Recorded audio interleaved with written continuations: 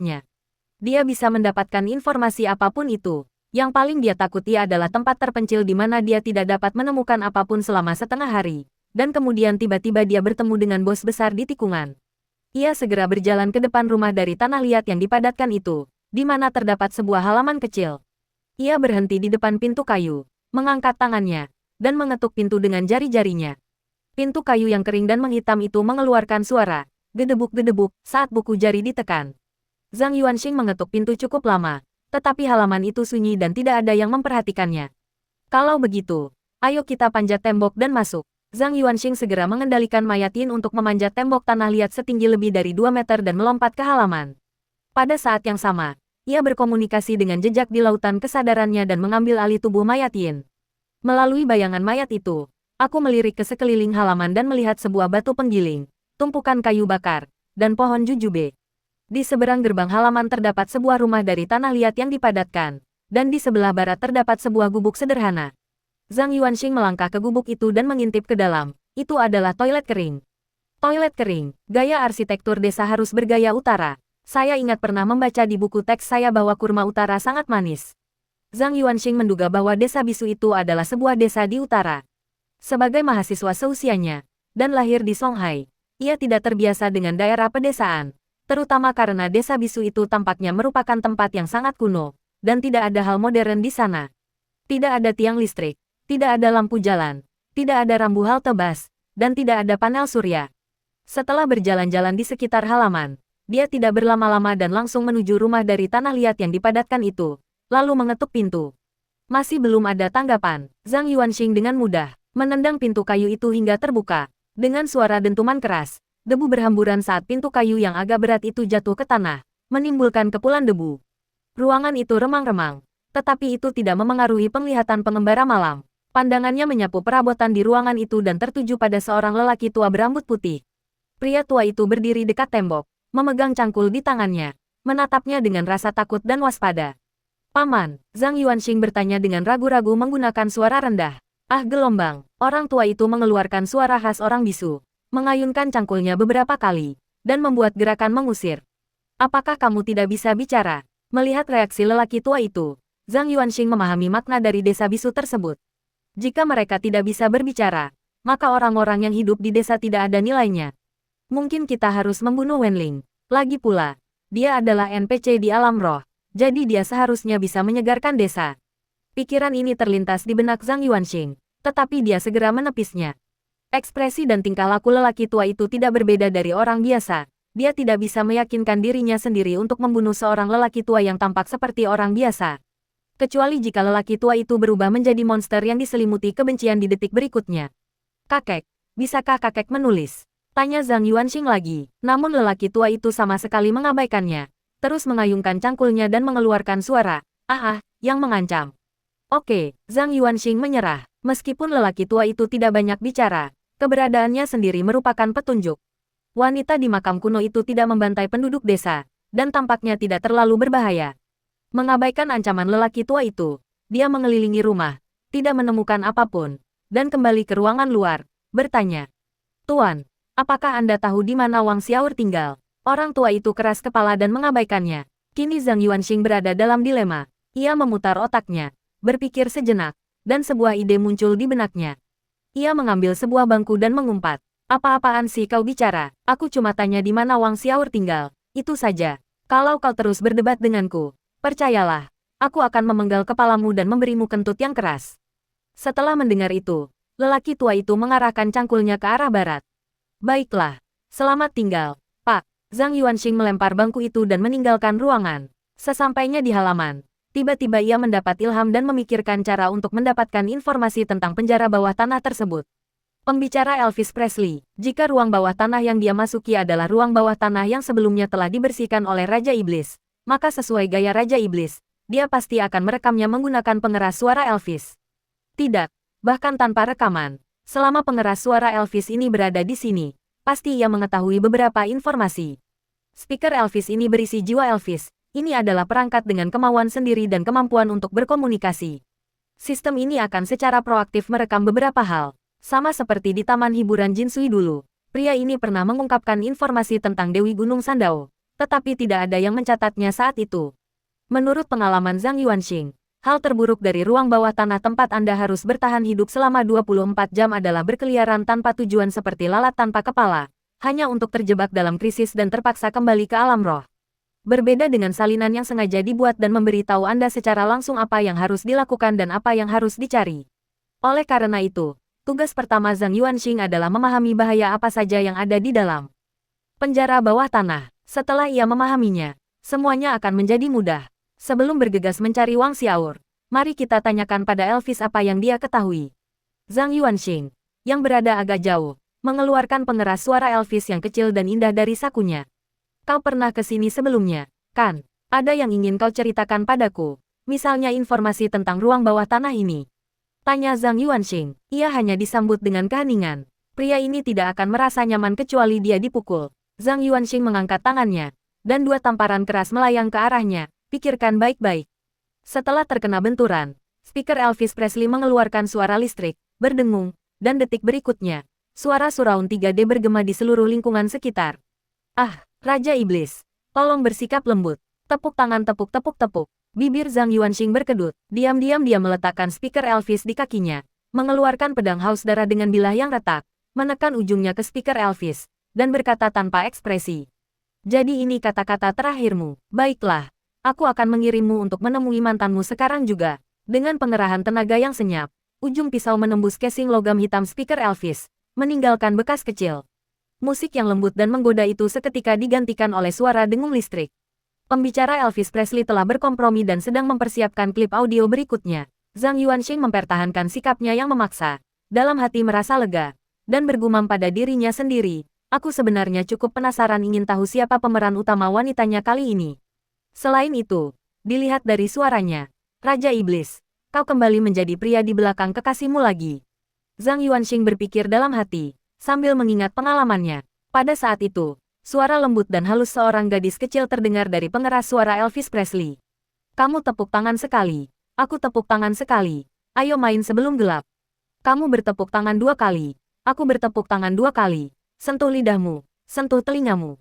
Kamu bertepuk tangan 3 kali, aku bertepuk tangan 3 kali. Dan dengan bayangannya, ada 3. Lagu itu dinyanyikan dengan ritme yang monoton, dan semakin lama Anda mendengarkannya, semakin menyeramkan jadinya. Yang paling polos dan yang paling menakutkan, lagu anak-anak bernuansa hantu macam apa ini? Setelah mendengarkan dengan tenang dan memastikan bahwa audio telah selesai diputar dan tidak ada kelanjutannya, Zhang Yuanxing memasukkan speaker Elvis ke dalam sakunya dan mulai menikmati lagu anak-anak tersebut. Bermain game sebelum gelap adalah petunjuk yang jelas, akan ada bahaya setelah gelap.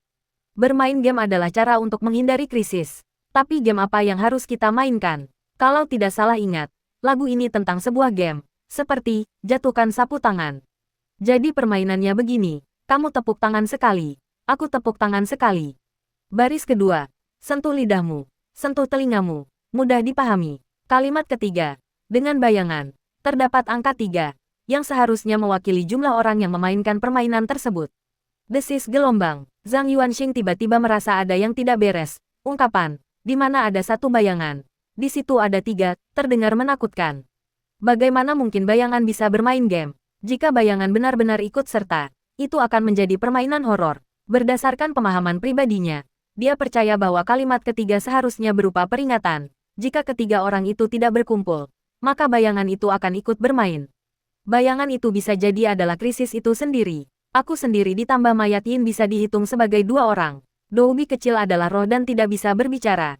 Jadi dia seharusnya bukan kandidat untuk permainan ini. Aku perlu mencari orang lain untuk bermain denganku. Mengerti? Zhang Yuanxing memandang rumah dari tanah liat yang dipadatkan itu dan berpikir dalam hati. Bukankah ini hanya rumah orang tua yang sudah jadi? Namun Zhang Yuanxing tiba-tiba mendapat ide. Dia memanipulasi mayat Yin dan kembali memasuki rumah tanah liat itu. Mengabaikan perlawanan lelaki tua itu, dia membuka paksa mulutnya. Lidah lelaki tua itu dipotong. Lidahnya hilang dari mulutnya. Ternyata tidak semudah itu. Kalimat kedua, sentuh lidahmu, sentuh telingamu, benar-benar menghalangi jalan itu. Tidak, seharusnya kalimat itu memberitahu saya apa yang harus saya lakukan selanjutnya. Temukan lidahnya, atau lebih tepatnya, untuk mengembalikan kemampuan bicara orang tua itu, mari kita ikuti alur pemikiran ini untuk memverifikasinya terlebih dahulu. Untuk jenis ruang bawah tanah tanpa petunjuk yang jelas seperti ini, Kita harus menjelajahinya dan merangkumnya satu persatu untuk menemukan jalan keluar. Saya tidak punya pilihan. Jika pendekatannya salah, maka saya harus menghadapi hal-hal aneh di desa itu secara langsung. Dia mendongak dan menatap langit. Lapisan tipis awan menggantung di atas desa pegunungan yang kumuh, tanpa matahari. Mudah untuk kehilangan kesadaran akan waktu. Akan ada bahaya setelah gelap, dan aku tidak punya banyak waktu lagi. Kejadian aneh di desa ini dimulai karena Wang Xiaor. Jika kita ingin menemukan sumbernya, Wang Xiaor seharusnya menjadi titik terobosan. Pikiran Zhang Yuanxing sangat jernih. Desa itu tidak terlalu besar dan tidak terlalu kecil, jadi menemukan tempat tinggal Wang Xiaor tidaklah mudah. Jelas, ini adalah langkah yang dirancang untuk menunda dan meningkatkan kesulitan. Jika terlalu banyak waktu terbuang pada langkah ini, lidah tersebut tidak akan ditemukan sebelum gelap. Maka kita harus menghadapi krisis ini secara langsung. Bagaimana mereka bisa menemukan Wang Xiaor secepat mungkin? Setelah berpikir sejenak, Zhang Yuanxing menemukan sebuah solusi. Patah, yang telah meninggal. Nomor 1. Melompati tembok tanah liat yang dipadatkan, sambil menggendong lelaki tua yang meronta-ronta di pundaknya, dan kembali kepada pemiliknya. Ah, pria tua itu berteriak marah dan memukuli jenazah tersebut. Dia tampak sangat marah, meskipun dia sudah mengucapkan selamat tinggal. Kakek harus mengajak kami menemui Wang Xiaor, kata Zhang Yuanxing.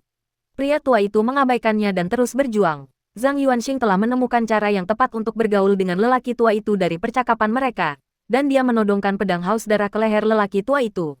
Orang tua itu memang berhenti berteriak. Kedua pria dan mayat itu mencapai kesepakatan dan menuju ke barat desa. Saat berjalan melewati desa pegunungan yang terpencil itu, tidak ada anjing yang menggonggong, tidak ada burung yang berkicau, dan suasananya terasa mencekam dan menyeramkan. Zhang Yuanxing diam-diam memanggil Xiao Doubi dan menyuruhnya memasuki rumah-rumah di pinggir jalan secara acak untuk menyelidiki. Dia menemukan bahwa ada penduduk desa di setiap rumah. Mereka bersembunyi di dalam rumah, tampak ketakutan, dan terus menatap jendela dan pintu, seolah-olah mereka takut akan sesuatu. Agak aneh ya, semua orang di desa ini masih hidup. Meskipun ini kemungkinan berarti Wang Xiaor juga masih hidup, yang merupakan hal baik, tetap saja agak menyeramkan. Apa yang mereka takuti? Sayangnya, mereka tidak bisa berkomunikasi. Mereka tidak bisa berbicara. Jadi mereka ditakdirkan untuk tidak mendapatkan apapun dari mereka. Selain itu, di mana hantu perempuan itu? Aku tidak merasakan kehadiran roh pendendam apapun. Setelah berjalan sekitar 10 menit, lelaki tua yang berada di pundak almarhum tiba-tiba mengeluarkan dua suara. Saat itu, mereka berhenti di depan sebuah halaman kecil di sebelah barat desa. Dinding halaman itu terbuat dari batu-batu yang bentuknya tidak beraturan. Gerbang halaman tidak tertutup, gerbang itu setengah terbuka. Apakah ini tempatnya? Zhang Yuanxing mengangkat pedangnya yang haus darah. Pria tua itu mengangguk dengan hati-hati. Zhang Yuanxing segera membagi kehendaknya menjadi dua. Satu bagian tetap berada di tubuh utamanya dan bagian lainnya mengambil alih mayat Yin. Kemudian dia memanipulasi mayat nomor 1 untuk menjatuhkan lelaki tua itu dan berjalan sendirian ke gerbang halaman. Dengan suara berderit, dia mendorong gerbang itu hingga terbuka. Begitu almarhum memasuki halaman, terdengar suara batuk dari rumah batu itu, diikuti suara dahak kental yang tersangkut di tenggorokannya.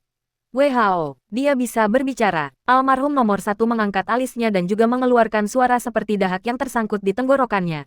"Apakah Anda Wang Xiaor? Saya dari luar kota. Saya mendengar tentang apa yang terjadi di desa. Jadi saya datang untuk memeriksanya." Dia berbicara dengan sangat hati-hati, takut bahwa satu kata yang salah akan memicu krisis tersembunyi. Jadi dia menghindari kata-kata seperti makam kuno dan hantu perempuan, dan bahkan tidak menyebutkan apa sebenarnya yang terjadi di desa itu.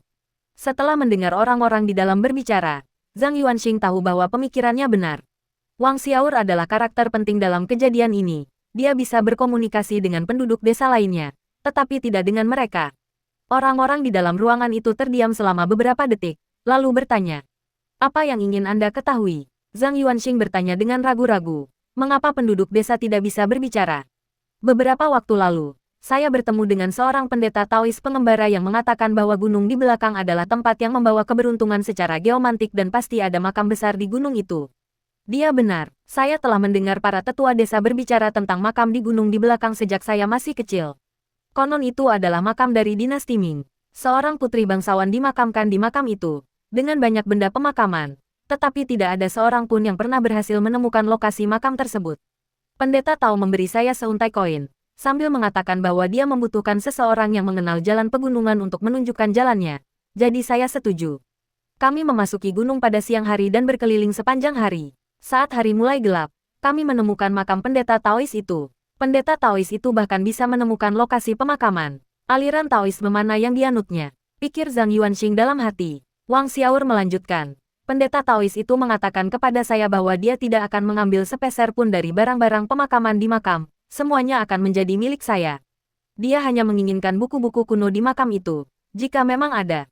Jadi keesokan harinya, saya menyiapkan peralatan, makanan, dan air, dan bersama dengan pendeta Taois, kami menggali makam kuno itu dalam waktu sehari semalam. Setelah mendengar itu, Zhang Yuanxing menyela. Buku-buku kuno macam apa yang dia cari? Suara dahak kental yang tersangkut di tenggorokan terdengar sebagai jawaban. Pendeta Taois itu berkata bahwa sang putri adalah seorang kultivator semasa hidupnya dan hidup selama 2 siklus 60 tahun. Keluarga kerajaan mengumpulkan metode rahasia dari seluruh dunia, termasuk banyak kitab klasik kuno.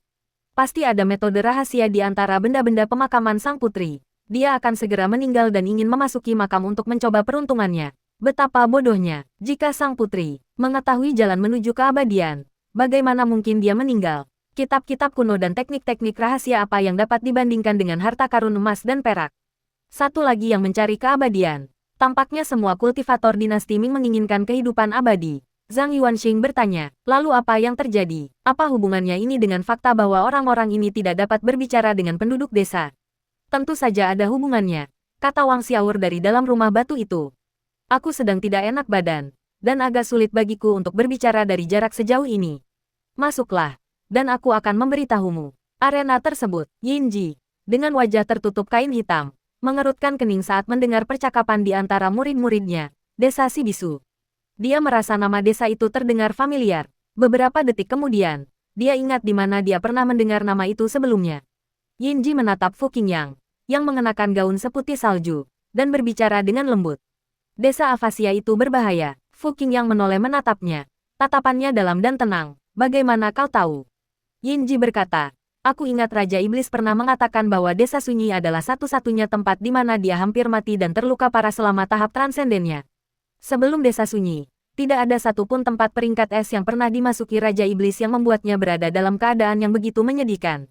Ketika dia berbicara tentang Raja Iblis, nadanya alami dan sikapnya murah hati, seolah-olah hubungan yang naas itu bukanlah sesuatu yang memalukan, melainkan masa lalu yang gemilang yang dapat diceritakan secara terbuka dan jujur. Setelah mendengar itu, semua tetua menoleh untuk melihat. Mata si anjing tua yang bulat sedikit melebar, dan dia dengan lantang bertanya, apa yang membuatmu mengatakan itu? Meskipun Raja Iblis itu jahat, kejam, tak kenal ampun, dan mesum, tak dapat disangkal bahwa ia memiliki bakat luar biasa. Dari awal ketenarannya, ia menjadi musuh nomor satu sekte Tai hanya dalam beberapa tahun. Bahkan pemimpin sekte yang berpengaruh pun memuji kelas pengembara malam sebagai kelas paling berbakat dalam 30 tahun terakhir. Orang terakhir yang menerima pujian ini adalah seorang marsal wanita, dan bahkan Fu Qingyang belum menerima pujian apapun dari pemimpin sekte Tai hingga saat ini. Oleh karena itu, ketika mereka mendengar Yinji berbicara tentang betapa takut dan gentarnya Raja Iblis terhadap Desa Bisu, para tetua aliansi 5 elemen merasakan hawa dingin yang tiba-tiba di hati mereka. Yuanshi Tianzun adalah harta karun mereka, tokoh kunci yang mereka bina.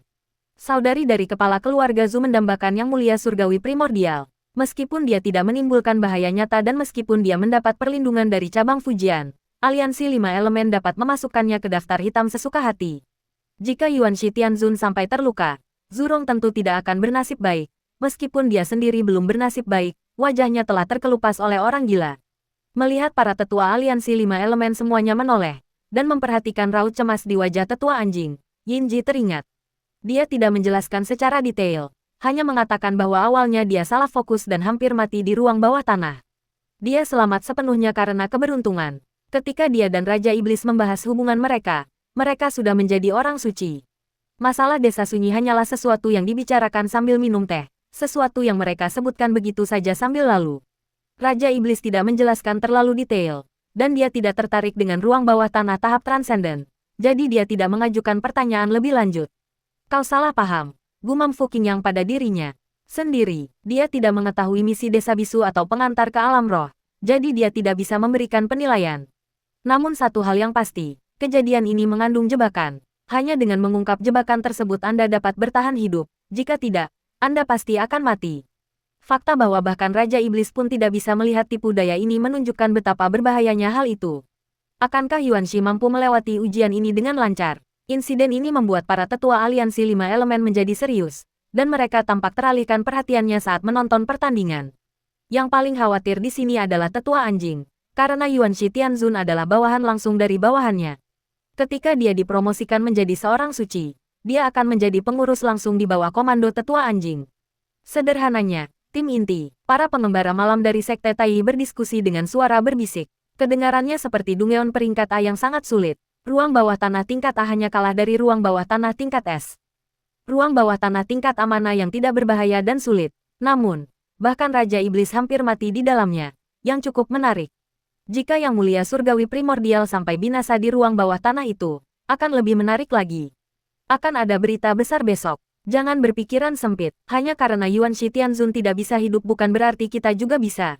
Apa yang akan kita lakukan jika kita bertemu lagi dengan ruang bawah tanah ini?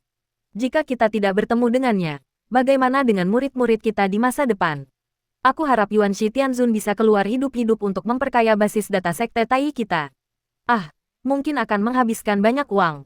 Tetua Sun sangat bodoh. Jika kau merekrut Yuan Shi Tianzun sejak awal, 3 besar di arena pasti akan menjadi milik kita. Ngomong-ngomong, kemana Yuan Ting pergi? Konon katanya Tetua Sun melemparkannya kembali ke kamp pelatihan, dan kali ini pelatihannya sangat berat. Sungguh menyedihkan, berita itu menyebar dengan cepat di antara para hadirin. Dengan tambahan bumbu dari Sekte Tai, semua orang tahu bahwa Yuan Shi Tianzun telah memasuki penjara bawah tanah neraka lainnya. Apa? Sekte Tai mengatakan bahwa ruang bawah tanah yang dimasuki Yuan Shi Tianzun bahkan lebih sulit daripada ruang bawah tanah peringkat S. Apa? Bahkan Raja Iblis hampir mati di dalam. Apakah ini penjara bawah tanah yang pasti berujung kematian? Apa? Raja Iblis bilang ini penjara bawah tanah yang pasti berujung kematian. Apa? Raja Iblis dan Sekte Tai mengatakan ini adalah penjara bawah tanah yang pasti berujung kematian. Desa orang bisu, Zhang Yuanxing berdiri di luar gerbang halaman, mencengkeram pergelangan tangan lelaki tua itu untuk mencegahnya melarikan diri, dan memanipulasi mayat itu sebagai balasannya. Kalau Anda tidak keberatan, saya akan masuk. Begitu selesai berbicara, lelaki tua itu tiba-tiba meronta-ronta dengan keras. Wajahnya yang keriput menunjukkan rasa takut saat ia menggelengkan kepalanya dengan kuat. Pria tua itu tampak sangat takut pada Wang Xiaor. Apakah dia tidak ingin aku masuk? Zhang Yuanxing memperhatikan fenomena ini, dan dengan sebuah pikiran, dia diam-diam mengaktifkan jurus pelahap roh. Zat kental berwarna gelap muncul di matanya dan memenuhi rongga matanya. Tiba-tiba, rumah batu di depan mereka terbakar dengan kepulan asap tebal yang menyeramkan. Seolah-olah ini bukanlah sebuah rumah, melainkan sebuah makam tempat jenazah kuno telah tertidur selama ribuan tahun. Apakah energi yin pada Wang Xiaor benar-benar berlebihan? Hati Zhang Yuanxing mencekam. Pada saat itu, Wang Xiaor, dengan suara serak, berkata dari dalam ruangan. Masuklah, kenapa kamu tidak masuk? Aku sangat lelah. Aku tidak bisa bicara dari jarak sejauh ini. Pria tua itu meronta semakin keras, mengeluarkan suara. Wajahnya dipenuhi rasa takut. Seolah-olah ia mencoba mencegah pemuda itu memasuki rumah. Zhang Yuanxing mengendalikan mayat Yin, berjalan selangkah demi selangkah menuju rumah batu, melewati halaman kecil, dan tiba di 2 pintu kayu hitam yang setengah lapuk. Pintu itu tidak memiliki gembok dan setengah terbuka, dengan kegelapan pekat dan tanpa cahaya yang berasal dari celah tersebut. Mayat itu tidak memiliki penglihatan untuk melihat menembus kegelapan, sehingga Zhang Yuanxing tidak dapat melihat pemandangan di dalam melalui perspektif mayat tersebut. Seandainya aku tidak punya mayat, tindakan terbaik adalah mengeluarkan pistol peledak, berdiri diam dan menembak, lalu menghancurkan kedua pintu itu. Zhang Yuanxing mengendalikan mayat hidup nomor 1 untuk mengangkat tangannya dan perlahan mendorong pintu kayu itu hingga terbuka. Cahaya redup menyinari rumah batu itu. Di balik ambang pintu terdapat sebuah ruangan luar dengan meja persegi dan sebuah benda gelap yang tidak jelas di atasnya. Zhang Yuanxing mengendalikan orang mati nomor 1, melangkahi ambang pintu, dan memasuki rumah. Ia kini dapat melihat lebih jelas, dan melihat tali rami tipis tergantung dari balok atap. Setiap tali diikat dengan simpul, seperti daging yang diawetkan yang digantung. Pada saat itu, benda gelap dan tidak jelas di atas meja itu berbalik. Ternyata itu adalah kepala manusia yang berantakan. Rambutnya dipenuhi kotoran. Kepala itu menoleh ke samping. Matanya yang merah terbuka lebar dalam keheningan yang mengerikan. Darah hitam kental mengalir dari mulutnya, dan terdengar suara dahak tersangkut di tenggorokannya. Kamu di sini, aku sangat lapar. Begitu dia selesai berbicara, kedua pintu lapuk itu tertutup rapat, dan Zhang Yuanxing kehilangan kendali atas mayat Yin. Kehendaknya secara paksa didorong kembali ke dalam tubuhnya. Ah gelombang, melihat itu, lelaki tua itu pucat pasi dan menjerit ketakutan. Dari jendela-jendela rumah-rumah dari tanah liat dan batu di dekatnya, sepasang mata dingin mengawasi sisi ini. Sungguh merepotkan, Zhang Yuanxing mengayunkan tangannya dan memukul lelaki tua itu hingga pingsan, lalu menyerahkan tugas menjaga lelaki tua itu dan mengawasi sekitarnya. Dia melangkah ke halaman dan mengambil sarung tangan preman dari inventarisnya. Gedebuk, gedebuk, gedebuk. Zhang Yuanxing berlari liar ke pintu kayu yang tertutup rapat dan membanting tinjunya ke pintu itu. Ledakan, seperti ledakan granat berdaya ledak tinggi. Gelombang kejut merobek pintu kayu dari engselnya, mengubahnya menjadi serpihan hangus. Lidah yang menjuntai di dalam ruangan itu bergetar hebat akibat gelombang kejut, dan kobaran api yang membesar menghilangkan kegelapan, menerangi pemandangan di dalam aula. Pria yang sudah mati itu tergeletak di tanah, kepalanya acak-acakan, helai-helainya berlumuran minyak dan darah, menggerogoti kepalanya sendiri. Bung, bung, suara tengkorak yang dihancurkan membuat bulu kuduk merinding. Setengah bagian kepala korban hilang, dan cairan berwarna merah dan putih mengalir keluar. Gigi yang bagus, bibir Zhang Yuanxing berkedut, sambil mengendalikan kembali si mati. Dia mengeluarkan pistol peledak dan kacamata pengintai, membidik kepala, dan menarik pelatuknya. Pistol peledak dan kacamata bidik adalah satu set peralatan yang saling melengkapi. Tanpa hal itu, mengingat kemampuan menembak Zhang Yuanxing, kemungkinan besar dia akan menembak mayatnya sendiri di tengkorak, bahkan di otaknya. Dor, dor, peluru itu mengenai kepala yang mengerikan itu dengan tepat, dan ledakan yang dihasilkan menciptakan kekuatan yang luar biasa, membuat kepala itu berguling seperti bola. Sakit, sakit sekali. Kepala itu mengeluarkan jeritan melengking, meratap, tubuhku, tubuhku. Diiringi teriakan, terdengar suara dentingan dari ruangan dalam, seperti papan kayu yang menggelinding ke lantai. Zhang Yuanxing segera memutar senjatanya dan mengarahkannya ke pintu ruangan dalam yang tertutup kain hitam. Sesosok tubuh berjalan keluar dengan langkah kaku dan monoton. Makhluk itu mengenakan pakaian linen kasar, dengan lengannya menjuntai ke bawah, kuku jarinya hitam dan tajam, dan lehernya kosong, tanpa kepala. Tubuh itu berjalan ke arah kepala, mengulurkan tangannya yang dipenuhi kuku panjang berwarna hitam, mengangkat kepala, dan menempelkannya ke leher. Daging di sekitar leher menggeliat dan saling berbelit dengan cepat, dan suara tulang yang beradu dapat terdengar dari dalam daging tersebut. Bola mata Wang Xiaor bergerak tak beraturan di dalam rongganya, kadang melihat ke atas, kadang ke bawah, dan kadang menghilang, seolah-olah bisa berputar 360 derajat. Gurgel, gurgel, mata Wang Xiaor berputar ke atas dan menghilang dari rongganya. Detik berikutnya, matanya tenggelam dan menatap lurus ke arah Zhang Yuanxing. Aku sangat lapar, aku ingin memakanmu. Dia menjerit melengking, seperti binatang buas yang kehilangan akal sehatnya, lalu menerkam. Wang Xiaor berubah menjadi mayat.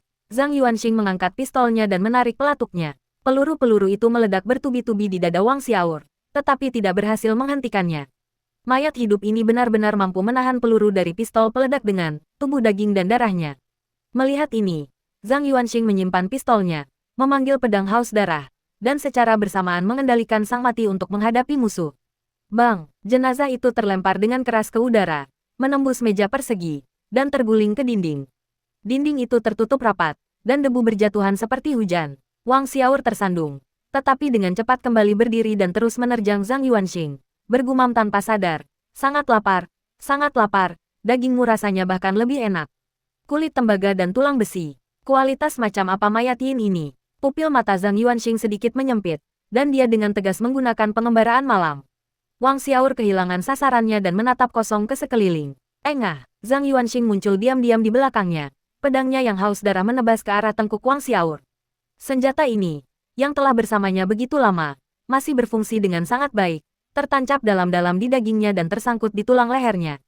Wang Xiaor tiba-tiba berbalik, lengannya mengayun ke belakang dengan suara mendesing. Zhang Yuanxing dengan tegas meninggalkan pedang haus darah, menunduk untuk menghindari serangan sapuan Wang Xiaor, dan menjentikkan jarinya. Makhluk mati di pojok menerima perintah tuannya dan, dengan langkah berat, menabrak Wang Xiaor seperti tank lapis baja. Lapisan cahaya kabur muncul di permukaan tubuhnya. Penghalang cahaya pertahanan yang telah lama terakumulasi diaktifkan. Bang, benturan kedua mayat itu seperti hantaman bola besi berat. Tanah di bawah kaki mereka ambles, dan gumpalan tanah hitam berhamburan ke atas. Zhang Yuanxing mengeluarkan topeng hitam bergambar tengkorak putih dari inventarisnya, memegangnya di tangan, lalu tubuhnya tiba-tiba kaku. Roh meninggalkan tubuh, sesosok bayangan, tampak nyata namun ilusi, melayang keluar dan menabrak tubuh Wang Xiaor. Tubuh Wang Xiaor tiba-tiba kaku, lalu ia gemetar seluruh tubuhnya, seperti pasien epilepsi. Ini adalah roh Zhang Yuanxing yang merasuki tubuh Wang Xiaor, bersaing untuk menguasai tubuh Wang Xiaor. Memanfaatkan kebuntuan tersebut, Sang Mati, setelah menerima instruksi dari tuannya, berbalik, berjalan ke sisi Zhang Yuanxing, mengambil topeng sang pendiam, dan memakaikannya ke wajah Wang Xiaor. Semua pergerakan kemudian menghilang. Wang Xiaor berhenti meronta dan berdiri diam. Roh Zhang Yuanxing melayang keluar dan kembali ke tubuh fisiknya. Tidak mampu melahap roh, Zhang Yuanxing berjalan menghampiri Wang Xiaor dan mengerutkan kening. Bahkan saat berada dalam keadaan seperti mimpi, pengembara malam masih dapat menggunakan kemampuan pemangsa jiwa, yang merupakan cara paling efektif untuk menghadapi mayat Yin. Namun, kemampuan ini jarang digunakan ketika pengembara malam saling bertarung. Karena begitu kamu mulai melamun, semuanya akan berakhir. Tubuh fisik menjadi domba yang akan disembelih, dan roh ditekan oleh musuh-musuh yang juga merupakan pengembara malam. Saat merasuki Wang Xiaor barusan, dia mencoba melahap jiwa Wang Xiaor, tetapi gagal. Situasi ini mirip dengan ketidakmampuan untuk melahap roh pendendam yang menempel di bahu di kuil Niang-Niang di Gunung Sandao. Pengembara malam tingkat 1 menulis dalam panduannya bahwa roh pendendam yang menempel di bahu tidak dapat dilahap. Ini adalah mekanisme perlindungan dari alam spiritual. Beberapa NPC penting tidak dapat dihapus. Sementara di kota Yin-Yang, anak-anak janda sudah dapat dimangsa sesuka hati. Roh-roh pendendam kecil itu bukanlah entitas spiritual yang tak tergantikan. Secara logika, karakter di dalam ruang bawah tanah seharusnya bisa muncul kembali. Jika mereka bisa muncul kembali, mengapa mereka tidak bisa diserap?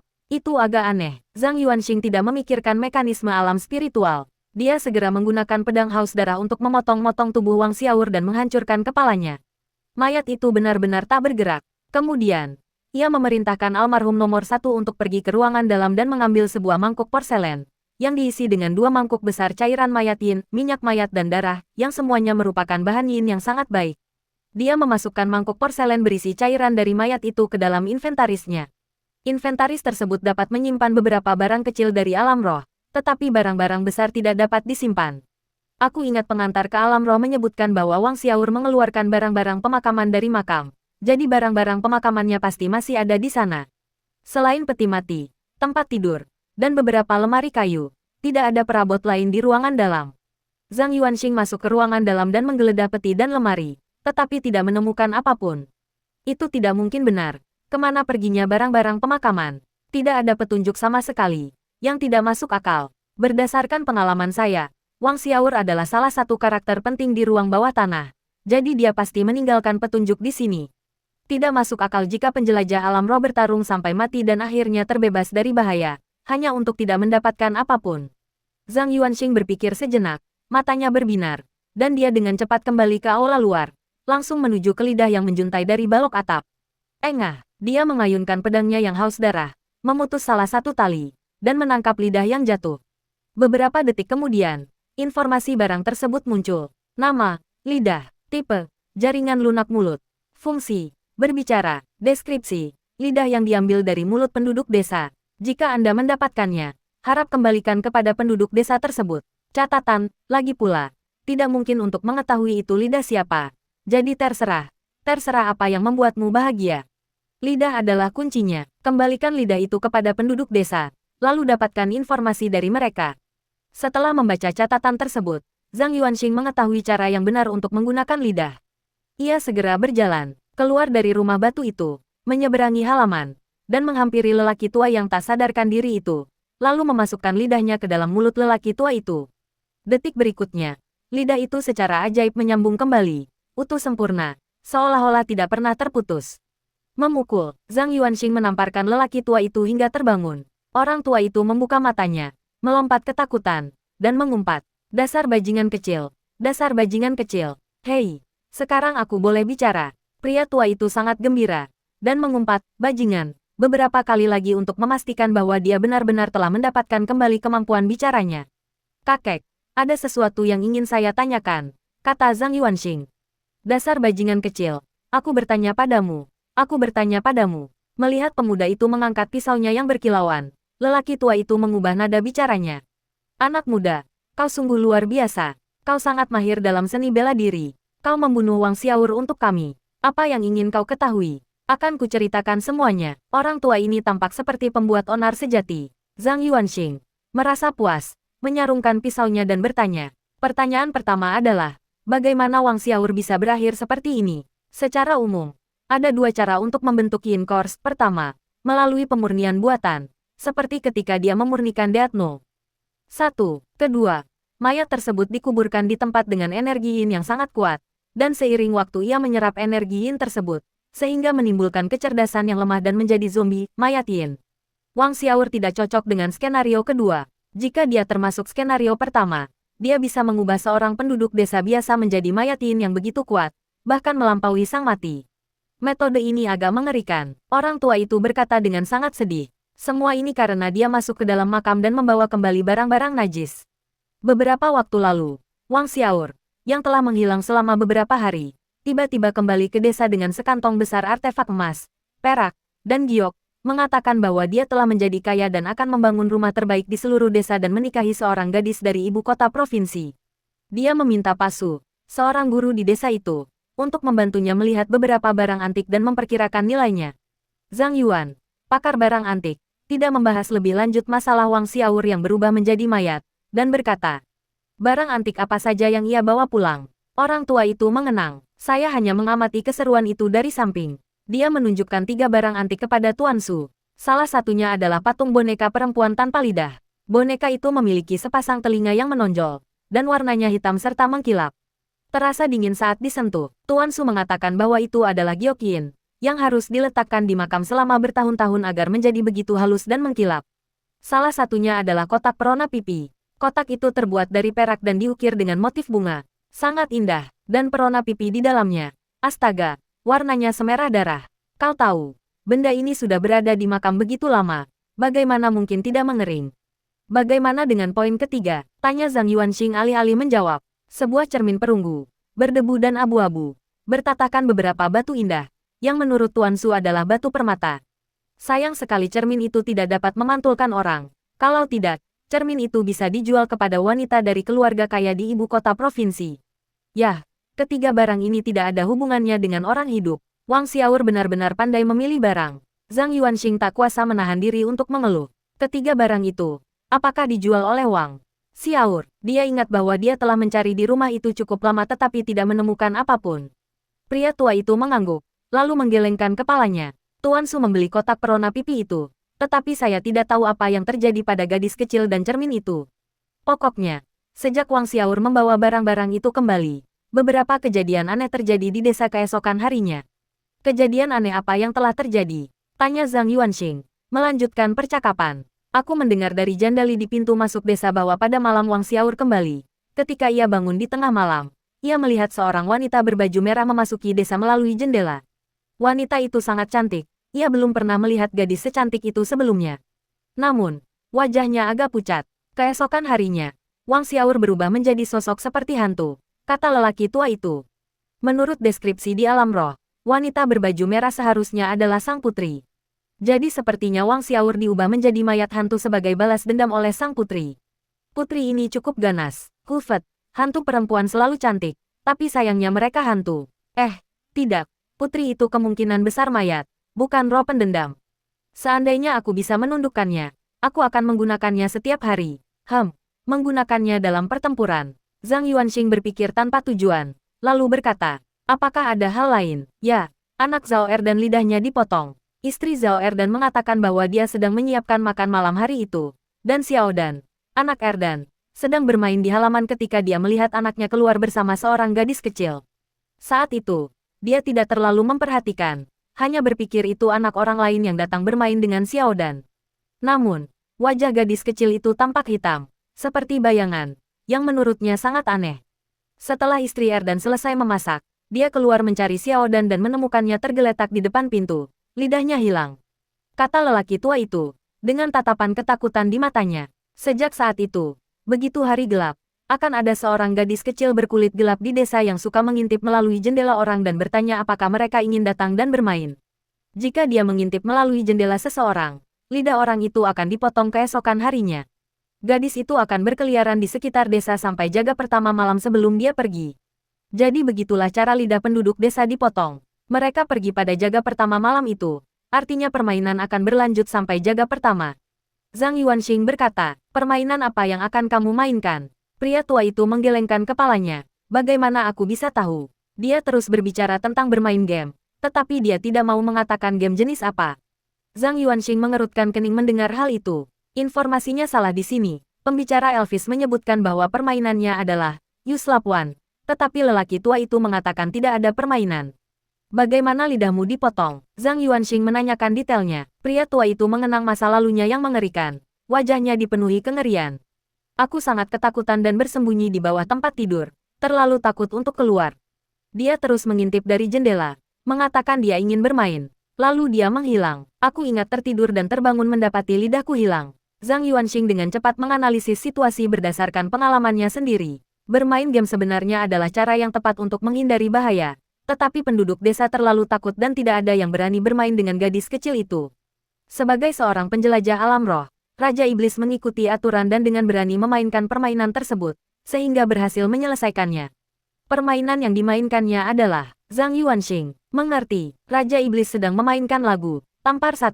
Tak heran dia merasa aneh setelah mendengarkan audio dari pengeras suara Elvis itu. Tepuk tangan sekali. Adalah lagu anak-anak dan seharusnya tidak muncul di ruang bawah tanah dengan latar belakang dinasti Ming.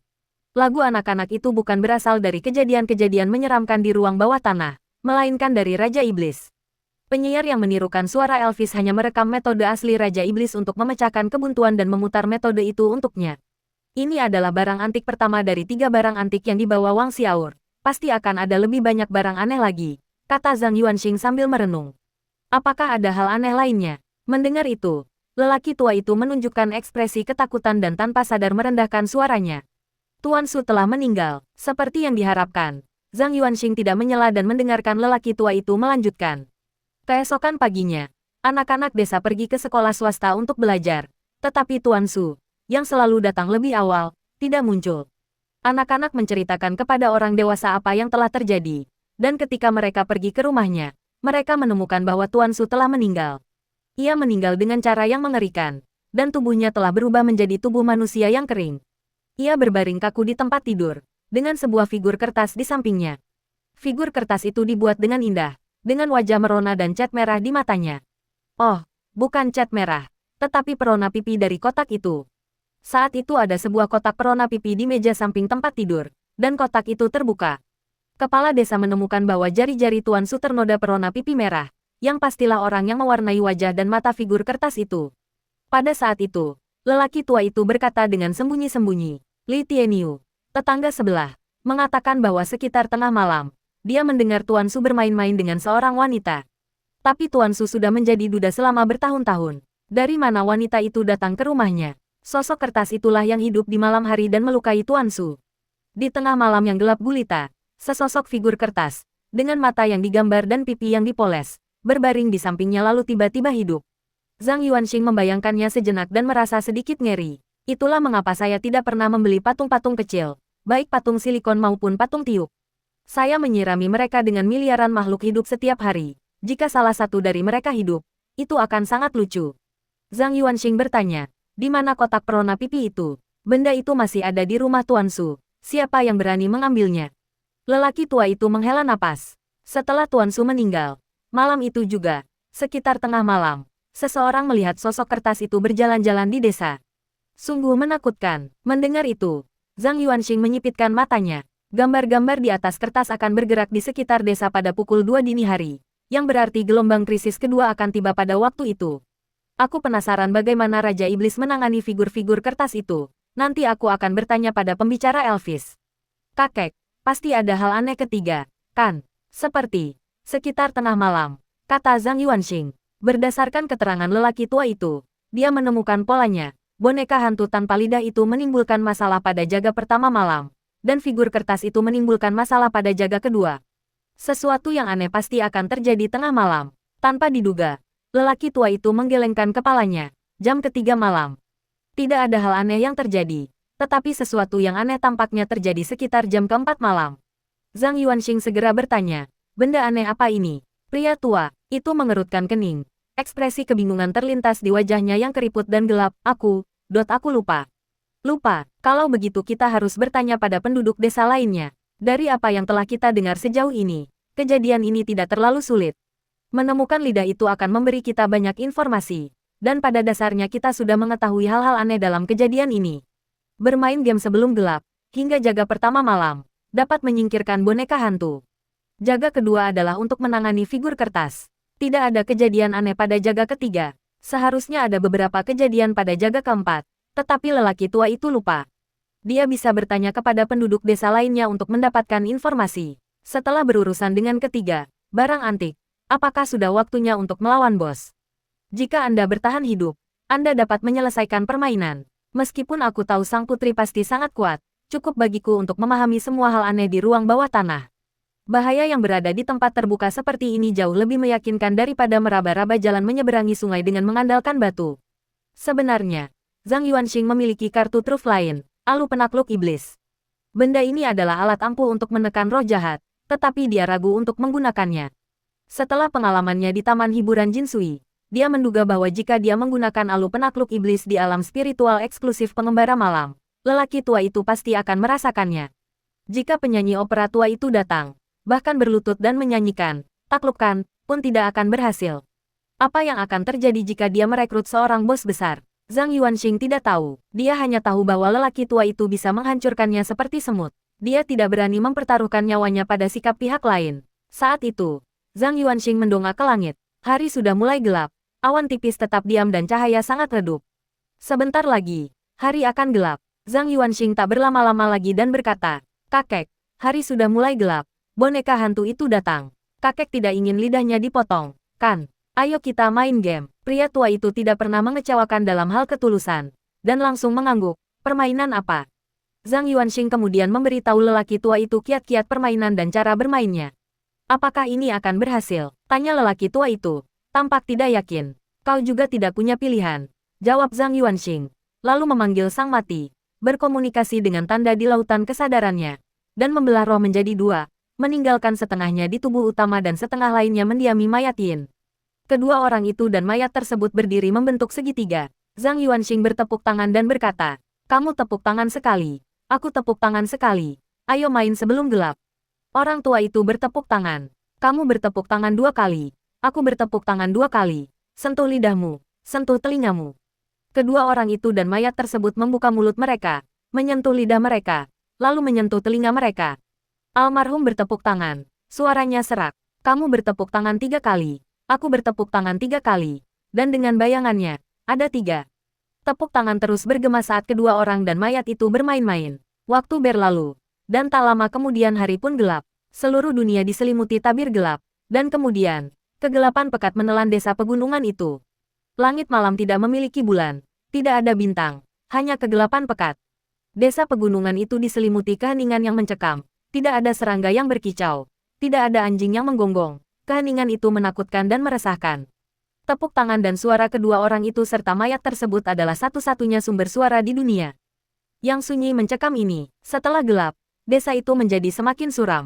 Zhang Yuanxing mempertahankan ritme permainannya, dan sebagai dewa pengembara malam, dia dengan tajam merasakan perubahan di sekitarnya. Pada siang hari, desa itu tidak memiliki energi yin, tetapi begitu hari gelap, suasana dingin dan menyeramkan mulai menyebar, dan seluruh desa tampak berubah menjadi kota hantu.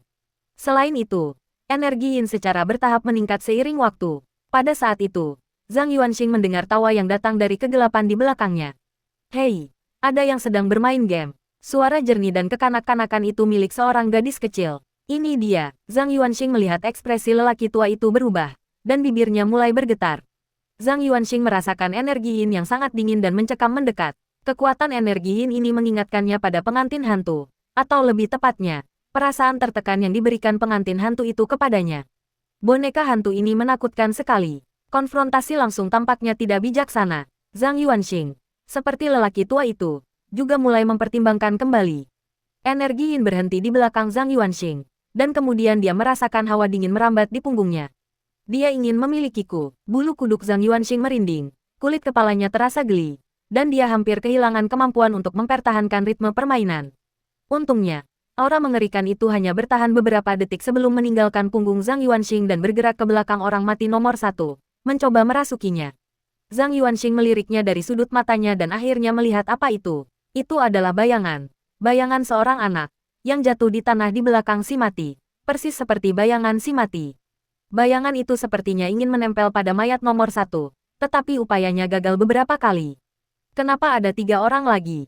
Aku ingin bermain game. Aku ingin bermain game. Bayangan kecil itu berbicara dengan suara kekanak-kanakan, mengeluh dengan tidak bahagia. Dia tidak bisa bergabung jika sudah ada 3 orang yang bermain. Bagaimana Raja Iblis bisa mengetahui aturan ini? Sepertinya tidak terlalu sulit. Jika bukan karena pengingat dari pengeras suara Elvis, aku pasti sudah mengumpulkan beberapa penduduk desa untuk memainkan permainan ini. Kamu bertepuk tangan 2 kali. Aku bertepuk tangan 2 kali. Sentuh lidahmu. Sentuh telingamu. Suara lelaki tua itu sudah bergetar. Jelas sekali dia ketakutan. Namun hal itu memberinya kekuatan dari dalam, memungkinkannya untuk terus bermain. Selama beberapa jam berikutnya, bayangan itu terus bergerak di belakang mereka bertiga, mencoba merasuki mereka dan ikut serta dalam permainan, tetapi selalu gagal.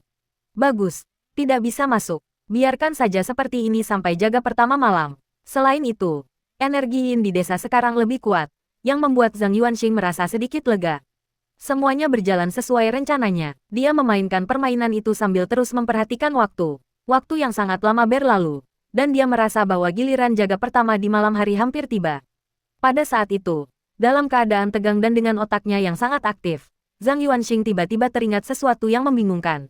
Itulah petunjuk 3 orang yang diberikan oleh pembicara Elvis, dan 3 orang lagi yang disebutkan oleh boneka hantu belum lama ini.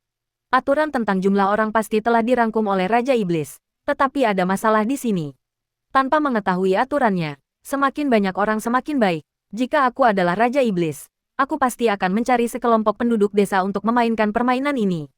Alih-alih menyebutkan 3 individu, namun boneka hantu itu hanya berkata, 3 orang lagi.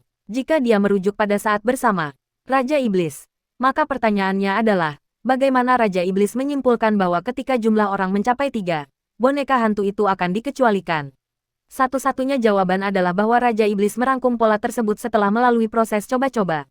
Raja Iblis mengumpulkan sekelompok penduduk desa, tetapi menyadari bahwa terlalu banyak orang tidak ada gunanya. Penduduk desa dibunuh atau lidahnya dipotong satu persatu oleh boneka hantu hingga hanya tersisa 3 orang. Itu juga sepertinya tidak benar. Penduduk desa tidak memiliki disiplin seperti itu. Jika 1 orang meninggal, mereka mungkin akan berpencar dan melarikan diri. Dan jika Raja Iblis mengetahui bahwa orang-orang masih meninggal saat bermain game, apakah dia akan terus mendorong penduduk desa untuk bermain? Dia jelas berhadapan langsung dengan boneka hantu itu, karena dia tidak bisa menjamin bahwa dia tidak akan menjadi orang berikutnya yang dirasuki oleh boneka hantu tersebut. Jadi, bagaimana tepatnya Raja Iblis sampai pada kesimpulan ini? Sudah hampir tengah malam. Mari kita singkirkan boneka hantu itu dulu sebelum memikirkan hal-hal ini. Saat ia memikirkan hal itu, ia melihat lelaki tua di sebelahnya tiba-tiba menunjukkan ekspresi kesakitan dan bergumam. Sekarang aku ingat, itu sekitar pukul 4 pagi. Pada saat itu, Zhang Yuanxing menyadari bahwa lelaki tua itu memancarkan energi Yin yang kuat, dan kulitnya telah berubah dari warna normal menjadi hitam kebiruan. Energi Yin di sekitarnya begitu kuat sehingga menutupi aura seperti mayat yang terpancar dari lelaki tua itu. Dia adalah mayat Yin. Bagaimana mungkin? Pupil mata Zhang Yuanxing sedikit menyempit. Sebagai pengembara malam, dia dapat dengan jelas melihat bahwa tubuh lelaki tua itu sedang diberi nutrisi oleh energi Yin dan secara bertahap berubah menjadi mayat Yin. Jari-jari lelaki tua itu menjulur membentuk cakar tajam. Matanya melotot dengan urat-urat merah, dan dia bergumam. Pada jaga keempat malam itu, semua orang di desa meninggal. Seluruh desa telah mati. Mendengar itu, Zhang Yuanxing merasakan hawa dingin menjalar di punggungnya, dan kulit kepalanya sedikit geli. Dalam hal ini, tidak ada orang normal. Penduduk desa sudah lama meninggal. Mereka mempertahankan wujud manusia mereka di siang hari, tetapi di malam hari, didukung oleh energi Yin, mereka berubah menjadi mayat Yin. Astaga, aku selalu merasa aneh ada begitu banyak orang yang masih hidup di ruang bawah tanah ini. Roh-roh jahat di ruang bawah tanah tingkat A begitu jinak, tetapi tidak ada satupun yang selamat. Tiba-tiba, dia mengerti di mana Raja Iblis telah melakukan kesalahan. Raja Iblis mengumpulkan sekelompok penduduk desa untuk bermain, tetapi mereka semua berubah menjadi mayat Yin di malam hari, dan permainan itu kalah. Namun, Raja Iblis tidak langsung mati, mungkin karena dia kebetulan memiliki 2 mayat Yin, atau mungkin dia memiliki cara lain. Singkatnya, dia merangkum pola tersebut dan menemukan bahwa selama 3 orang memainkan permainan itu, aturan pembunuhan boneka hantu dapat dihindari. Pada saat itu, akal sehat lelaki tua itu lenyap sepenuhnya, dan dia berubah menjadi makhluk haus darah yang penuh dendam, menerjang Zhang Yuanxing yang berada di sampingnya. Bang, si mati mencegat dari samping. Benturannya yang dahsyat membuat lelaki tua itu terlempar. Pertandingan terpaksa diakhiri. Hehe, aku juga ingin bermain game. Sebuah suara jernih dan kekanak-kanakan terdengar dari belakang Zhang Yuanxing.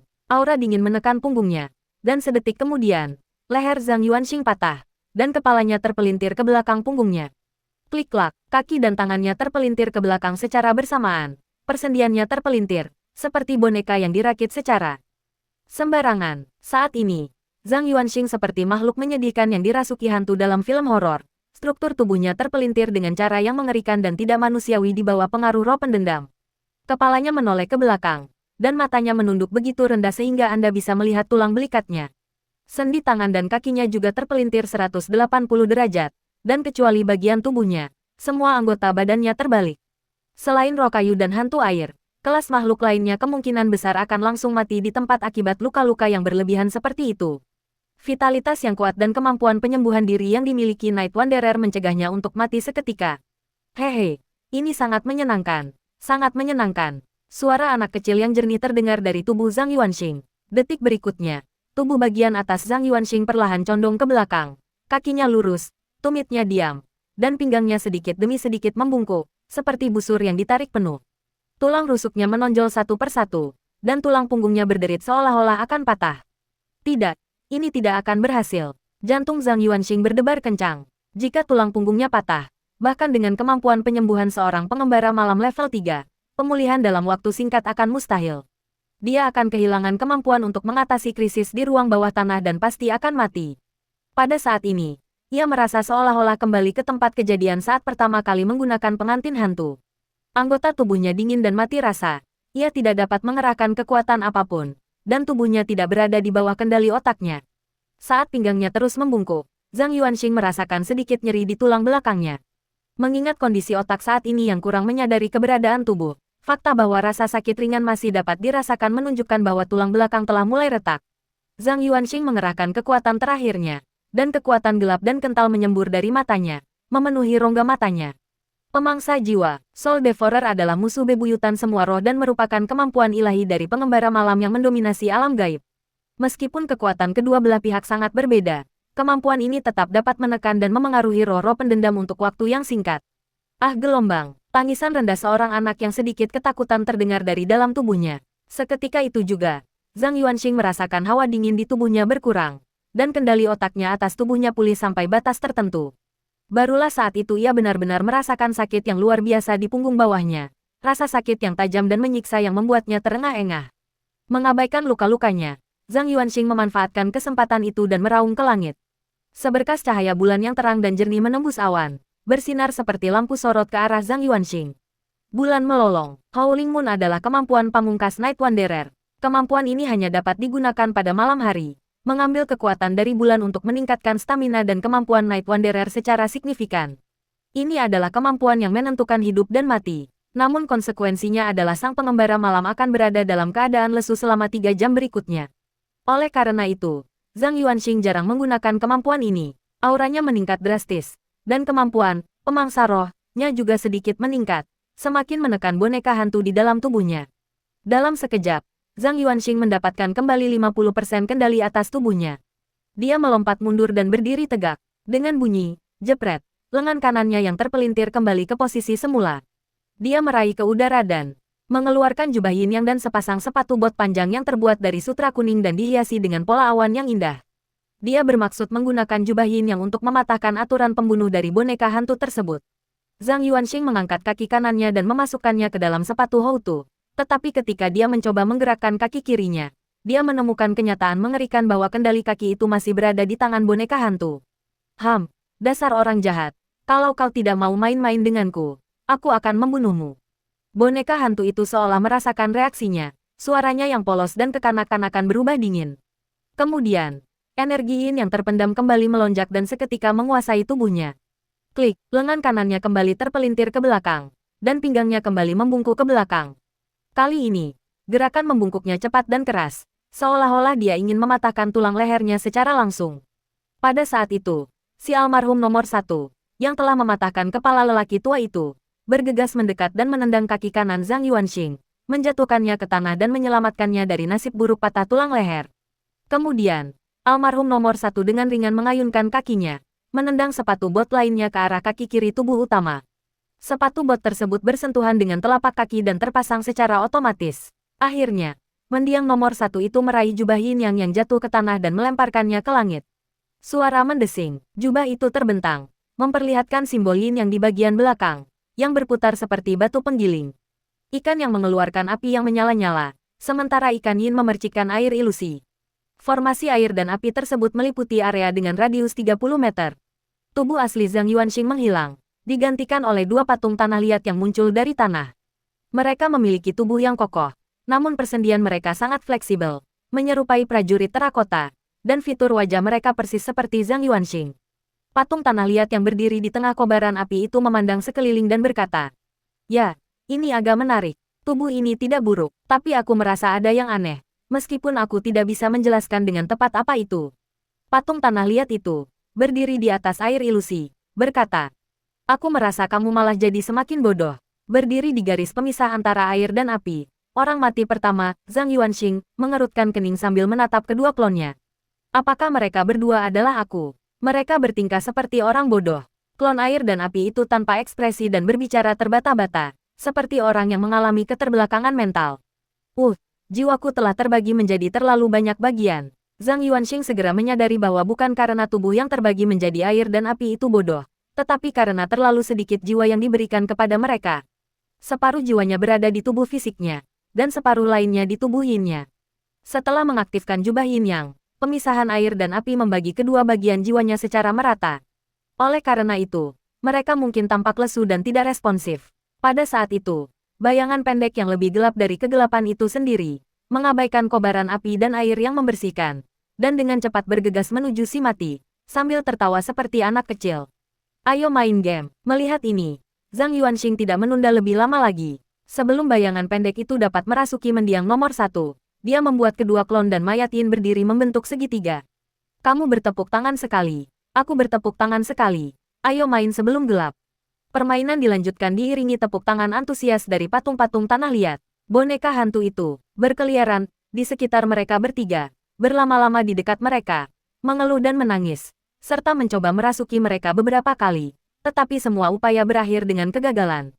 Zhang Yuanxing juga merasa tidak enak. Formasi jubah Yin yang berlangsung selama 10 menit. Jika waktu itu terlampaui, dia tidak akan pernah bisa kembali ke wujud manusia. Oleh karena itu, jika boneka hantu itu tidak pergi dalam waktu 10 menit, maka kita harus menggunakan Alu Fajra. Pada titik itu, semuanya akan tergelincir ke jurang yang tak terkendali. Waktu berlalu seperti air, dan akhirnya, setelah hampir 10 menit berlalu, boneka hantu itu menghentakkan kakinya dan berkata, tak satu pun dari kalian mau bermain denganku. Aku akan kembali mencari kalian besok." Kemudian, sosok pendek itu dengan cepat menghilang ke dalam kegelapan malam, lenyap sepenuhnya. Melihat hal itu, Zhang Yuanxing segera menonaktifkan susunan tersebut, kembali ke wujud manusianya, berbaring di tanah dengan posisi kaki terentang, dan terengah-engah. Almarhum nomor 1, berdiri berjaga di dekatnya. Syukurlah lelaki tua itu berubah menjadi zombie sekitar tengah malam. Kalau tidak ini akan sangat berbahaya. Sialan. Penjara bawah tanah ini tidak lebih aman daripada kota Yin Yang. Dia berbaring dalam kegelapan pekat selama hampir 10 menit sebelum berusaha untuk duduk. Tulang leher, kaki, dan lengan yang patah telah diperbaiki dengan baik, tetapi hanya gerakan normal yang memungkinkan, olahraga berat tidak mungkin dilakukan. Kondisi fisik Zhang Yuanxing sangat buruk, sebagian karena cedera yang dialaminya dan sebagian lagi karena efek samping dari penggunaan Xiao Yue. Untungnya, tempat itu dipenuhi energi Yin dan saat itu malam hari, menjadikannya tempat yang ideal untuk menyehatkan roh-roh yang berkeliaran di malam hari, yang sangat mengurangi waktu pemulihan. Malam itu gelap gulita, desa pegunungan itu sunyi. Zhang Yuanxing duduk dalam kegelapan pekat, dengan mayat Yin bertindak sebagai pengawalnya di sampingnya, dan seorang lelaki tua dengan kepala terpenggal dari tubuhnya tidak jauh dari situ. Di lingkungan yang begitu represif, dia sama sekali tidak merasa takut, sebaliknya, dia merasa betah dan sangat nyaman. Jika saya ingat dengan benar, ada selang waktu 2 jam antara jaga pertama dan kedua di malam hari. Saya aman dalam rentang waktu 2 jam itu. Boneka kertas akan muncul pada jaga kedua malam. Secara logis, tingkat bahayanya seharusnya meningkat seiring waktu. Boneka hantu pada jaga pertama malam saja sudah sangat menakutkan. Lalu bagaimana dengan boneka kertas pada jaga kedua malam? Kita masih belum tahu tentang hal-hal aneh yang terjadi tengah malam itu. Cek, lelaki tua itu telah berubah menjadi mayat hantu. Penduduk desa lainnya pasti sama. Kita tidak bisa mendapatkan informasi apapun dari mereka lagi. Untuk memverifikasi dugaannya, dia memanggil si kecil yang konyol itu dan mendesak roh bayi itu untuk merangkak menuju rumah dari tanah liat yang tidak jauh dari situ. Si kecil yang konyol itu meremas tubuhnya melewati dinding dan masuk ke dalam rumah. Kesadaran Zhang Yuanxing memasuki jiwa bayi itu. Tatapannya menembus kegelapan saat ia mengamati pemandangan di dalam ruangan. Ada dua mayat di dalam rumah itu, seorang pria dan seorang wanita, yang kemungkinan besar adalah sepasang kekasih. Mata mereka merah, dan air liur kental menetes dari sudut mulut mereka. Mereka hanya berdiri di ruangan itu dengan tatapan kosong. Mereka tampaknya tidak memiliki ciri khas menyerang orang tanpa alasan. Setidaknya, penduduk desa ini tidak akan menyerang orang kecuali mereka masuk ke dalam rumah. Zhang Yuanxing mengambil keputusan dalam pikirannya. Para penduduk desa ini adalah orang-orang normal di siang hari. Tetapi, di malam hari, ketika desa pegunungan diselimuti energi yang menyeramkan, mereka berubah menjadi mayat-mayat seperti hantu. Zhang Yuanxing teringat kembali kata-kata lelaki tua itu ketika ia berubah menjadi zombie. Pada jaga keempat malam itu, semua orang sudah mati. Fakta bahwa dia bisa mengubah seluruh desa yang dihuni orang menjadi mayat pasti dilakukan oleh putri itu. Aku salah. Dia bukan hanya galak, dia sangat galak. Apakah bos seperti ini sesuatu yang bahkan makhluk transenden pun bisa hadapi? Zhang Yuanxing merasakan ada sesuatu yang tidak beres. Tingkat kesulitan ruang bawah tanah ini telah melampaui level A, ini jelas level S. Tidak, bahkan level S mungkin tidak semenakutkan ini. Apa yang kupikirkan? Lagi pula, aku bisa belajar dari pengalaman Raja Iblis. Kenapa tidak memanfaatkan pengalaman senior? Zhang Yuanxing mengeluarkan speaker Elvis Presley dari sakunya, meletakkannya di depannya, menepuk ringan casing logam hitamnya, dan bertanya, bagaimana cara saya melewati level boneka kertas? Kali ini, speaker Elvis tersebut bekerja dengan sempurna, mengeluarkan suara dengung listrik dari speaker.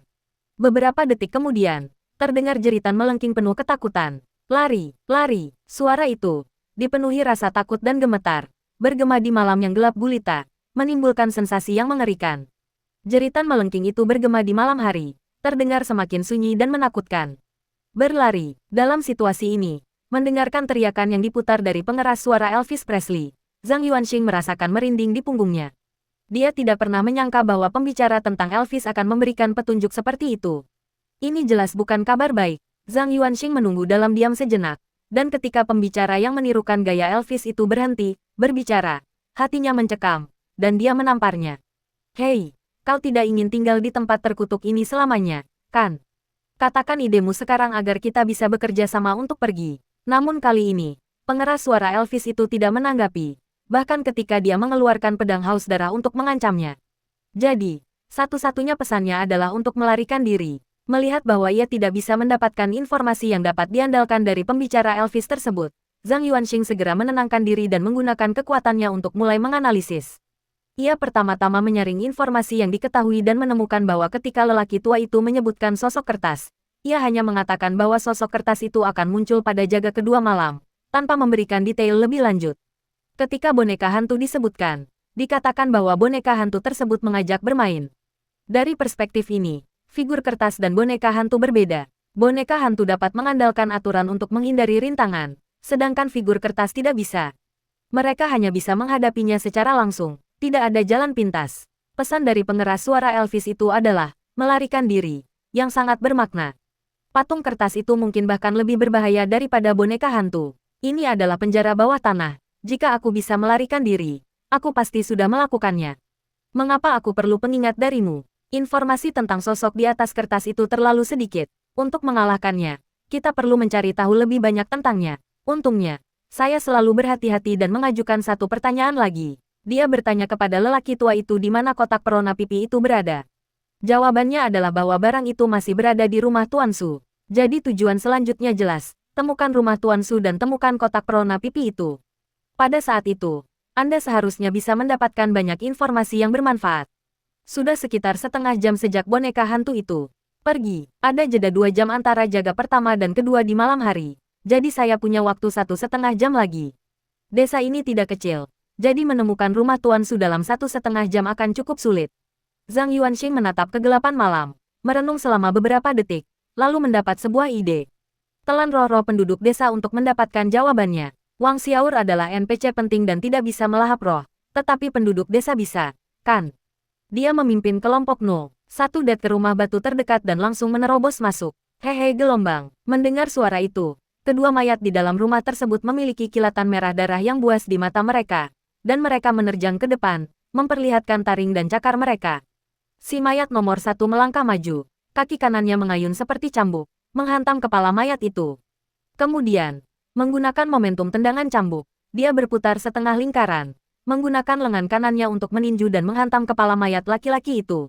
Serpihan daging dan tulang berhamburan seperti tetesan hujan. Kedua mayat tanpa kepala itu berlari beberapa langkah ke depan sebelum roboh ke tanah. Energi gelap menyembur dari mata Zhang Yuanxing, memenuhi rongga matanya dan melahap roh-roh yang tersisa di dalam dua mayat yin tersebut. Gambar-gambar yang terfragmentasi melintas, dan dia dengan cepat menemukan kediaman Tuan Su dari potongan-potongan ingatan yang bercampur aduk. Guru sekolah ini tinggal di halaman tepi sungai di sisi barat desa dan merupakan orang yang paling berpendidikan di desa itu. Setelah mengetahui di mana Tuan Su tinggal, Zhang Yuanxing tidak lagi terburu-buru. Ia duduk bersila di tempat itu dan menutup matanya untuk beristirahat. Mengingat kondisi fisiknya saat ini, ia sama sekali tidak mampu menghadapi kecelakaan tak terduga. Daripada berkeliaran di luar, ia sebaiknya memanfaatkan waktu untuk menyembuhkan lukanya dan memulihkan kekuatannya. Dalam keheningan itu, waktu seolah berhenti. Zhang Yuanxing meletakkan jari kirinya di denyut nadinya untuk mengukur waktu. Area sekitarnya dipenuhi dengan energi yin yang melimpah, yang menyehatkan tubuh yang terluka, memperbaiki tulang yang patah, dan memulihkan kekuatan fisik. Setelah denyut nadinya berdetak 1.800 kali, Zhang Yuanxing membuka matanya, tatapannya cerah dan rasa lesunya hilang. Tulang-tulang yang patah telah diperbaiki dan dia telah pulih sepenuhnya. Kekuatan fisiknya juga telah kembali ke 70% dari puncaknya. Begitu kekuatanku pulih hingga sekitar 90%, aku bisa menggunakan Howling Moon lagi. Sayang sekali aku tidak punya makanan.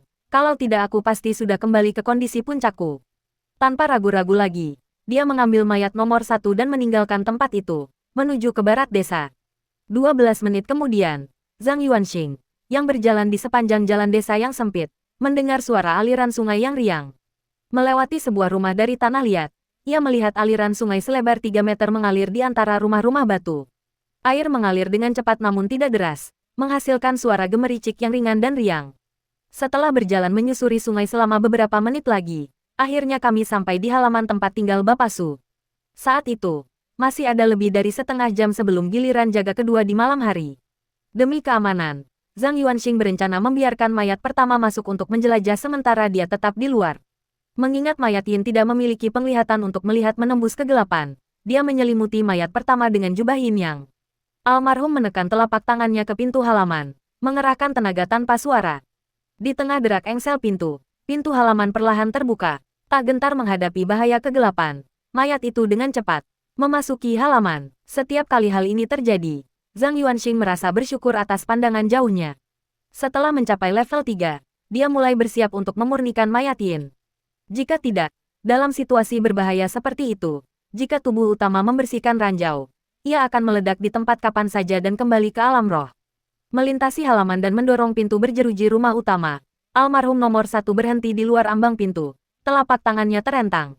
Panggilan, sebuah bola api muncul, menghilangkan kegelapan dan membawa cahaya. Perabotan di ruang utama terlihat, dengan meja bundar menghadap pintu, bangku bundar di samping meja, serta kaligrafi dan lukisan yang tergantung di dinding. Di sebelah kiri pintu masuk terdapat ranjang kayu besar dengan tirai kasa yang menjuntai, dan di sebelah kanan terdapat rak buku dan meja persegi panjang. Tidak ada patung kertas, tidak ada mayat. Kemungkinan besar penduduk desa menguburkan jenazah Tuan Su setelah mengetahui kematiannya. Sosok kertas itu tidak ada di sini. Itu bagus. Zhang Yuanxing menghela napas lega, segera melangkah melewati ambang batu gerbang halaman. Tidak lupa menutup gerbang di belakangnya, dan menyeberangi halaman kecil untuk mencapai bagian luar rumah utama, di mana dia bertemu dengan mayat yin. Tidak seperti figur kertas dan boneka hantu. Selama mereka memiliki bentuk fisik, mereka tidak dapat mengabaikan rintangan fisik. Menutup gerbang halaman bukan untuk menghalangi pihak lain, tetapi untuk berfungsi sebagai lonceng peringatan. Satu orang dan satu mayat memasuki rumah utama, menutup pintu. Zhang Yuanxing memadamkan bola api, mengabaikan kegelapan. Pertama-tama memeriksa tempat tidur, membuka beberapa kotak berisi selimut dan pakaian, dan tidak lupa membungkuk dan melihat di bawah tempat tidur. Setelah memastikan bahwa gambar kertas itu tidak ada di sana, dia berjalan ke meja dan memeriksa barang-barang di atasnya.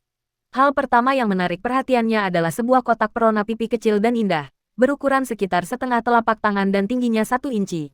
Terbuat dari perak, terdiri dari alas dan tutup, serta diukir dengan pola awan dan bunga yang indah dan membawa keberuntungan. Zhang Yuanxing meraih kotak perona pipi, menunggu beberapa detik, dan atribut barang tersebut muncul. Nama, Blood Rouge, jenis, kosmetik, fungsi, mantra, haus darah. Pendahuluan, konon. Perona pipi yang terbuat dari darah 88 gadis muda tidak akan pernah kering atau pudar. Sebuah barang yang didambakan setiap wanita. Setelah pemiliknya meninggal, perona pipi itu menjadi barang pemakaman. Dikubur jauh di bawah tanah selama bertahun-tahun. Roh pendendam di dalamnya, yang dipelihara oleh energi yin, tumbuh semakin ganas. Mengoleskan perona pipi ke pipi atau bibir dapat menarik roh pendendam untuk merasuki seseorang. Roh tersebut memiliki dahaga yang hebat akan darah. Hanya persembahan esensi vital yang cukup yang dapat menenangkannya. Catatan 1. Jika saya tidak membunuh seseorang, saya akan bunuh diri. Catatan 2. Dalam 10 menit berikutnya, fungsi tubuh tertentu akan mengalami kegagalan secara acak. Catatan 3. Di antara gadis-gadis yang telah meninggal, terdapat iblis yang mempesona. Waspadalah terhadap rayuannya. Kotak merah ini memang sebuah properti, dan berkualitas sangat tinggi. Bahkan jika tidak mencapai alam suci, kualitasnya setara dengan puncak alam luar biasa. Rasanya seperti dapat menyaingi peralatan kelas atas seperti jubah yin yang. Zhang Yuanxing tiba-tiba mendapat ide dan hendak menyimpan kotak perona pipi itu. Ding, barang ini tidak dapat dikumpulkan. Aku tahu ini tidak akan semudah itu, pikir Zhang Yuanxing dalam hati.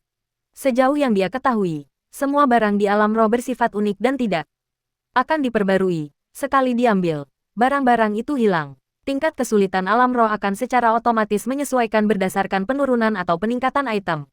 Jika kotak merah itu bisa dibawa pergi, Raja Iblis pasti sudah membawanya sejak lama. Mustahil kotak itu masih ada di sini. Tanpa figur-figur di atas kertas, tingkat kesulitan desa bisu mungkin akan berkurang. Menurut catatan 3, Tuan Su mungkin terkena sihir kotak perona pipi. Itulah sebabnya dia mengoleskan perona pipi pada figur kertas, melepaskan roh pendendam di dalam kotak perona pipi, dan meninggal dengan kematian yang mengerikan. Sembari Zhang Yuanxing merenung, ia mulai memeriksa barang-barang lain di atas meja. Beberapa buku yang berkaitan dengan dinasti Ming, dan sebuah peta sederhana yang digambar tangan. Buku itu ditulis dalam bahasa Tionghoa klasik. Zhang Yuanxing membolak-baliknya dengan santai, lalu melemparkannya ke samping dan mengambil peta untuk memeriksanya dengan saksama. Peta ini menggunakan garis sederhana untuk menggambarkan rumah dan pegunungan, dengan keterangan di bagian bawah. Makam kuno itu terletak 23 li di sebelah barat daya gunung belakang. Zhang Yuanxing, merujuk pada buku-buku yang ada di tangannya, segera mengerti bahwa Tuan Su sedang menganalisis lokasi makam kuno dan identitas pemiliknya. Melihat Wang Xiaor telah memperoleh harta karun dari makam kuno, dia menjadi serakah dan ingin memasuki makam kuno itu untuk mencari kekayaan juga. Tapi itu tidak masuk akal. Wang Xiaor dan pendeta Taois pengembara itu menghabiskan sepanjang malam di pegunungan sebelum menemukan pintu masuk ke makam. Tuan Su tidak mungkin bisa mengetahuinya begitu saja sambil duduk di rumah. Dia mungkin mendapatkan informasi itu dari Wang Xiaor dengan membeli kotak perona pipi. Zhang Yuanxing segera mengesampingkan pertanyaan itu. Bagaimana Tuan Su mengetahui lokasi makam kuno itu tidak penting. Dia mengalihkan perhatiannya kembali ke informasi item untuk Blood Rouge. Menurut keterangan lelaki tua itu, Tuan Su dihisap darahnya hingga kering dan meninggal, yang sesuai dengan informasi tentang Blood Rouge. Tuan Su meninggal, tetapi penduduk desa di sebelahnya tidak. Malam itu, sosok kertas itu hanya membunuh Tuan Su. Tiba-tiba, suara derit samar terdengar dari halaman, mengganggu lamunan Zhang Yuanxing. Suaranya sangat samar, tetapi di malam yang sunyi, suara apapun akan terdengar lebih keras. Zhang Yuanxing tiba-tiba mengangkat kepalanya dan melihat keluar pintu, tubuhnya menegang secara refleks.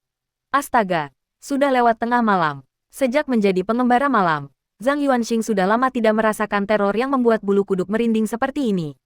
Terakhir kali dia merasakan hal ini adalah di kuil Dewa Gunung, ketika dia, sebagai orang biasa, sepenuhnya mengandalkan kemauannya untuk bertahan hidup. Jika tidak, mereka pasti sudah ketakutan setengah mati karena kengerian dan keseraman kuil Dewa Gunung itu sejak lama. Dan sekarang, dia telah menemukan kembali perasaan yang telah lama dia rasakan. Alih-alih mengambil senjatanya dan bergegas keluar untuk melawan figur-figur kertas itu sampai mati, Zhang Yuanxing mengambil mayat nomor 1 dan dengan cepat berlari menuju tempat tidur, lalu bersembunyi diam-diam di bawahnya. Dia meletakkan tangannya di bahu orang yang telah meninggal dan menuntunnya ke dalam kegelapan malam. Perjalanan malam hari dapat menyembunyikan keberadaan dan wujud seseorang, sehingga sosok kertas itu seharusnya tidak dapat mendeteksinya. Zhang Yuanxing berencana untuk mengamati terlebih dahulu sebelum mempertimbangkan apakah akan mundur atau melancarkan serangan mendadak. Saat pria dan mayat itu bersembunyi di bawah tempat tidur, pintu ke ruangan utama didorong terbuka sedikit. Kemudian, sebuah kaki yang mengenakan sepatu bersulam merah melangkah melewati ambang pintu. Lalu ada kaki yang satunya lagi, mengenakan sepatu bersulam. Selama proses ini, Zhang Yuanxing mendengar suara gemerisik yang samar dan agak renyah, yaitu suara yang hanya dihasilkan kertas saat digosok bersama. Ini adalah figur kertas. Kaki-kaki itu, yang mengenakan sepatu bersulam, melangkah melewati ambang pintu dan berhenti di meja bundar, berdiri di sana tanpa bergerak untuk waktu yang lama, seperti patung kertas sungguhan. Zhang Yuanxing mengamati figur kertas itu dan merasakan energi yin yang kaya dan dalam terpancar darinya, jauh melampaui energi yin dari boneka hantu. Dia bergeser beberapa sentimeter keluar untuk memperluas bidang pandangannya dan mempermudah pengamatannya terhadap gambar kertas tersebut secara keseluruhan. Kegelapan tidak dapat memengaruhi penglihatan pengembara malam. Dia menatap dengan saksama dan melihat sosok kertas itu dengan jelas. Itu adalah patung kertas yang mengenakan pakaian merah terang, seperti bayangan merah darah dalam kegelapan. Wajahnya terbuat dari kertas putih, sangat putih, namun pipinya dicat merah terang seperti darah, dan bibirnya dipoles dengan perona pipi. Yang paling menyeramkan dari semuanya adalah dua titik merah tua di rongga mata patung kertas itu. Wajah pucat pasi dan wajah merah terang muncul secara bersamaan pada wajah yang kosong dan kaku, dan siapapun yang melihat wajah ini akan merasakan merinding. Zhang Yuanxing diam-diam mundur. Pada saat itu, patung kertas yang telah berdiri diam untuk waktu yang lama berjalan menuju meja dengan langkah yang aneh. Postur berjalannya sangat aneh, tampaknya lututnya tidak menekuk, dan ia berjalan dengan langkah kaku seperti sedang berbaris. Setiap langkah memiliki jarak yang sama dan interval antar langkah juga sama. Manusia tidak akan pernah bisa berjalan dengan presisi dan keteraturan seperti itu. Butuh lebih dari 10 detik baginya untuk berjalan dari meja bundar ke meja tulis, jaraknya 4 atau 5 meter, sebelum akhirnya berhenti di meja tulis. Kepalanya tertunduk kaku, seolah-olah sedang melihat sesuatu di atas meja. Meja mana yang sedang dilihatnya? Jantung Zhang Yuanxing berdebar kencang. Ia segera teringat bahwa ia telah mengembalikan barang-barang ke tempat asalnya sebelum menghela napas lega. Sosok kertas itu berhenti sejenak di meja, lalu dengan kaku berbalik dan berjalan menuju tempat tidur. Ketenangan pikiran Zhang Yuanxing kembali mencekam. Set, figur kertas itu sangat ringan. Begitu pula langkah kakinya. Zhang Yuanxing menatap lekat-lekat sepasang sepatu bersulam itu, mengamati gerakannya yang kaku dan terukur, mendekati sisi tempat tidur dan akhirnya berhenti. Meskipun sudah malam, Zhang Yuanxing tetap menahan napas.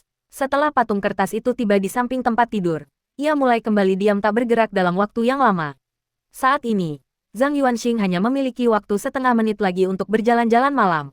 Pada saat itu, sepatu bersulam itu berjarak kurang dari 15 cm dari wajahnya.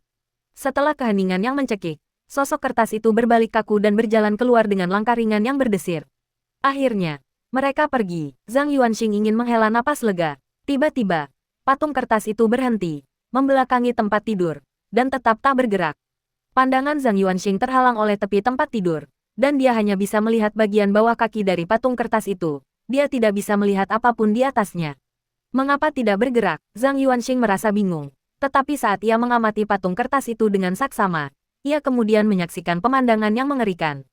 Patung kertas yang membelakanginya itu perlahan membungkuk, menundukkan kepala, dan mengintip ke bawah tempat tidur di antara kedua kakinya. Zhang Yuanxing melihat wajah pucat pasi itu, tanpa tanda-tanda kehidupan sama sekali. Sosok kertas itu juga melihatnya.